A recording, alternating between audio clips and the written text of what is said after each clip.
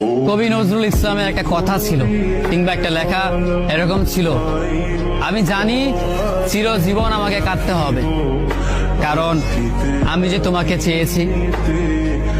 আসলেই আমি যে তাকে চেয়েছি এই জন্য আমাকে সারা জীবন কাঁদতে হবে, কারণ আমি তাকে কোনোদিন পাবো না, আর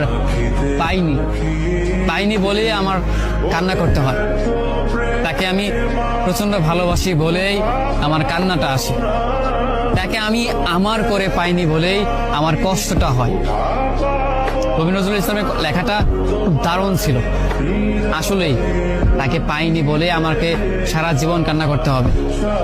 যদি সে আমার এই ভালোবাসাটা বুঝতো, আমার এই অসীম ভালোবাসাটা বুঝে আমাকে একটু বলতো যে আমি অন্যদের মতো কখনোই তোমাকে ছেড়ে যাব না, তাহলে বিশ্বাস করুন পৃথিবীতে হয়তো আমার চাইতে সুখী মানুষ আর কেউ হতে পারতো না।